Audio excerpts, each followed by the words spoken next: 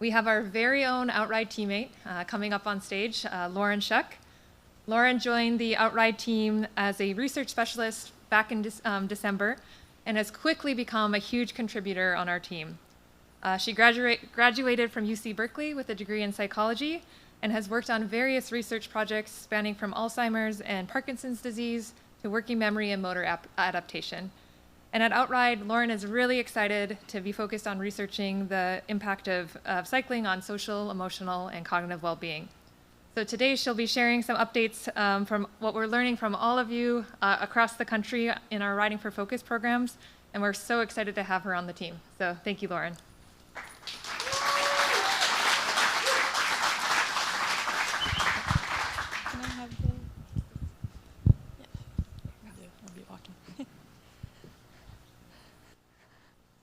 All right. Hello, everybody. I'm Lauren, and thanks so much for being here, and especially everybody online as well. Today, I'm going to be talking about our middle school-based cycling program, Riding for Focus, and the differences we see all across the U.S. Before I begin, though, I want to start with a note of gratitude. In our crowd today in person, we have all of our incoming champions for the 2024 to 2025 Riding for Focus school year.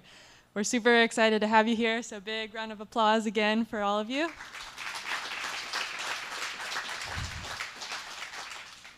Awesome. And then all of this is also possible from all of our super champions. We have a few in the back. We call them our GOATs, as well as a lot of champions who are not here with us today in person, but doing really, really amazing work at their Riding for Focus schools.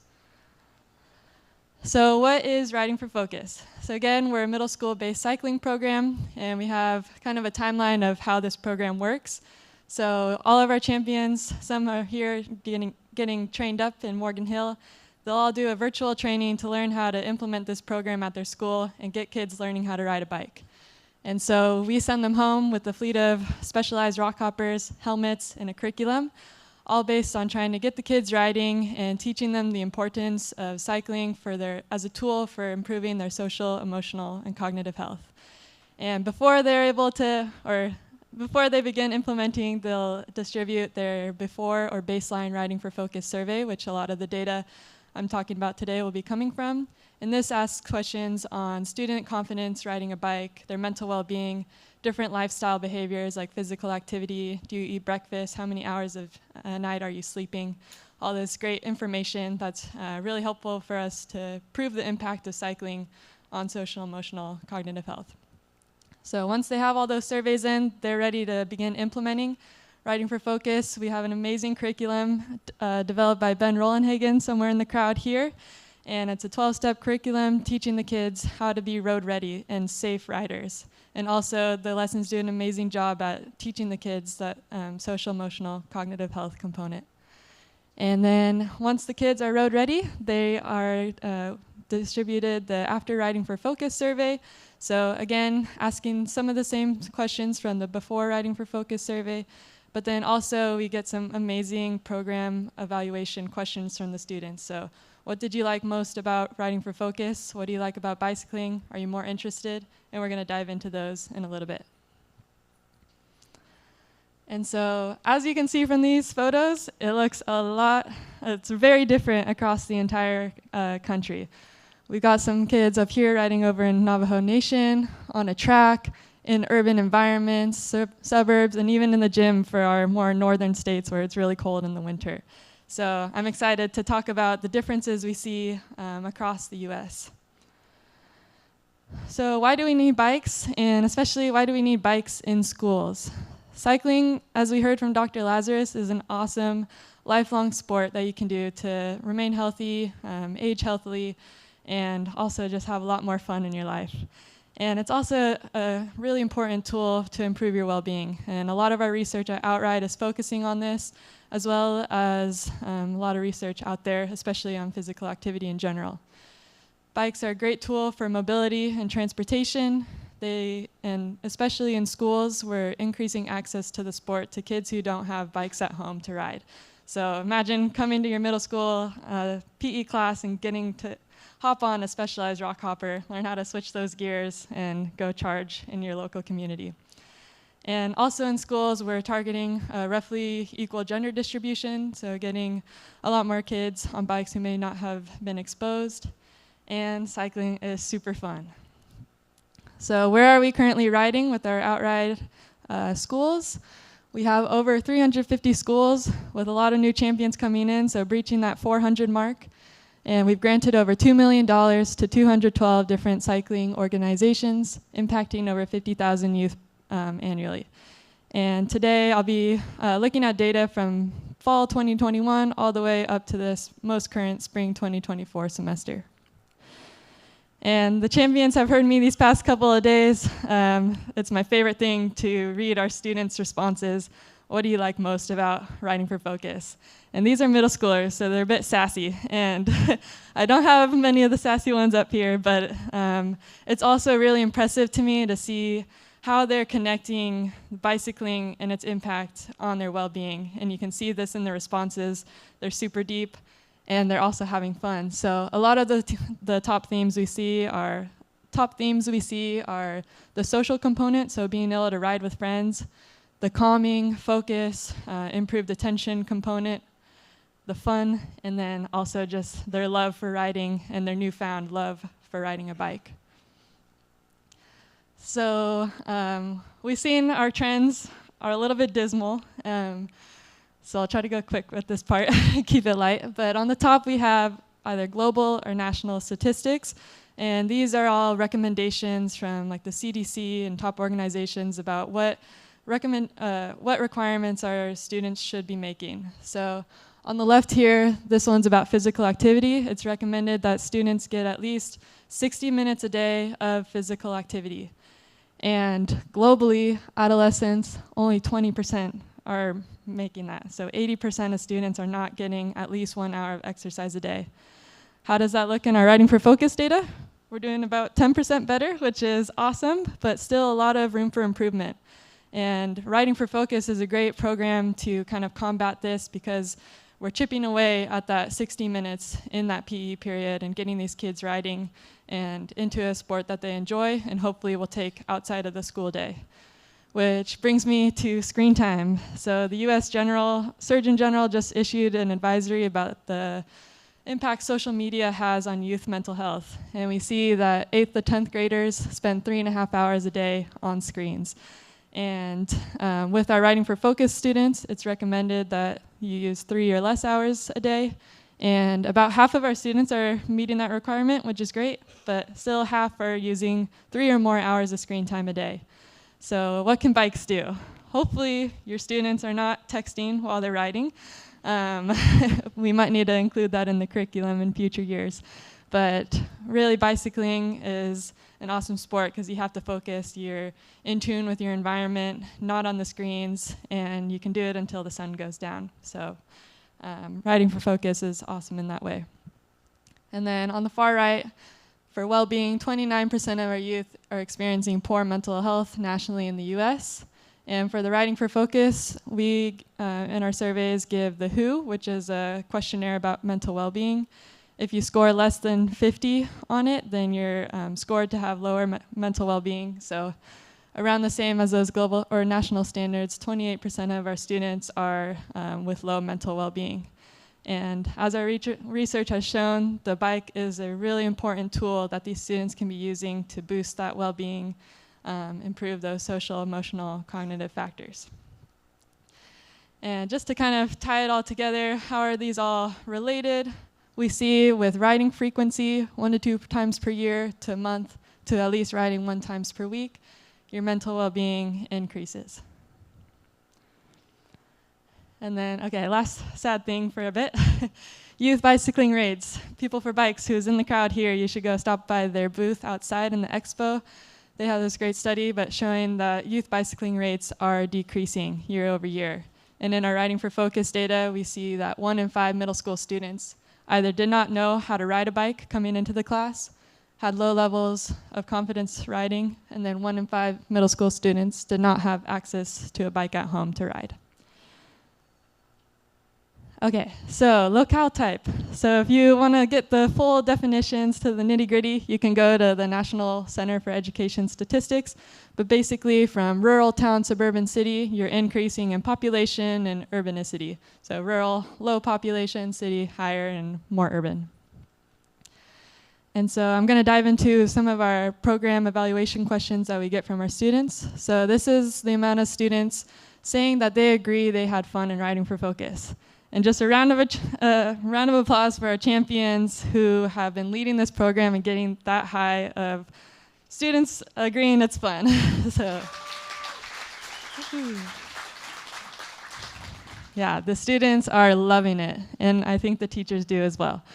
But we were curious to do kind of an exploration of what might be causing differences across these different locale type. So looking at town, we see a little bit of a dip. So what might be causing that? And I looked at the students' confidence writing before they begin Writing for Focus. So how prepared are you already riding a bike? And we see that town is scoring pretty high. So maybe these students aren't challenged enough by the curriculum, something like that.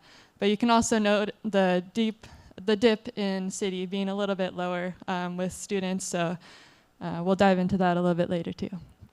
And this is one of the biggest challenges that our champions report facing when implementing Writing for Focus is this difference in riders' ability. So they might have a handful of kids who have never touched a bike and trying to teach them how to learn to ride, whereas on the other end there might be a handful of kids who are already popping wheelies and jumping off walls, doing whatever these crazy kids do. So, and often they're outnumbered. So it could be one champion to 30 students, and it's really hard to kind of help these kids meet like at an equal level. Another question we ask is, are you interested in riding bikes outside of class after Writing for Focus? And again, still really high percentages of kids more interested in riding outside of the school day. But look at that town again, a little bit dip. So we're gonna dive into that. And then also, I'll point to city. So they have a bit of higher interest in riding. So what might be driving those differences? And we see on the left, percent of students with a bike at home. It's really shocking that city is about 20% lower in the access to riding a bike at home. And that might be driving their interest in riding after the school day, because now they've done Writing for Focus, they know how to ride a bike, and now they're ready to get going in an after-school program. And another percent of students riding at least weekly. So town is pretty high percent, so maybe they're just less interested because they're already riding a bunch. And with the city, though, we see riding a lot less, and that's probably due to access to the bicycle or safe places to ride. Cities can be really scary to ride in. Okay, and for this graph, we again have our locale on the bottom, and each dot on this represents a school, and it's the average percent of students participating in any biking class, club, or activity. And with city, we actually see the highest amount of students participating in those after-school activities. So cities may have more infrastructure or organizations running programs. I know I Challenge Myself is here, so you'll hear a lot about this in our panel after this talk. And I want to highlight those two blue dots. What the heck are those guys doing up there? What schools are those? And it's actually two schools on Navajo Nation Reservation. They work really closely with Silver Stallion, who's doing amazing work to get these kids riding after the school day. And you'll hear more from Sean Price in the next panel. All right, and champion feedback on student cycling interests. I also like to read champion feedback. It's not just the students. So a lot of champions report seeing more students riding to school and after school for fun. They see it's completely changed the demographics of their clubs because now more students have access to riding the bike. They've started up after-school programs because so many of the students are interested and demanding their teachers for more.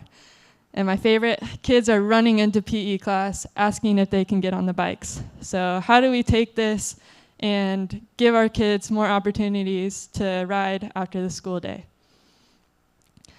So what's next? I don't have all the solutions, and I'm not the one on the ground, but tune into the panel to learn from the first-hand experiences of organizations and teacher champions, and also go out into the expo area. There's a lot of our couple of our goats have posters to present, and they'll have really insightful information for you. And then reading the teacher feedback, we've heard that just having volunteers come and help in your class, maybe they take the kids who don't know how to ride, or taking the kids who do know how to ride off campus and challenging them a bit more. Varying the lesson difficulty, so maybe some kids are just riding straight and the others are popping a wheelie, however long, that type of thing. And then student buy-in, so using these more advanced riders to your advantage and bringing them in as like a leadership role and really trying to get them to help the less advanced riders on the bike. And then last thing, just please join the Outride research pool. So we've noticed a lot of people interested in really trying to bolster the research around using the bike as a tool for social, emotional, cognitive health. So we would love, Outride wants to act basically as a connector point for researchers, nonprofits, educators to really be able to increase and kind of increase this groundswell movement to prove the power of the bicycle and continue to share this, because I think everybody in this room knows how important a tool it can be, but really just sharing that to everybody who maybe hasn't touched a bicycle before. And I think that's it.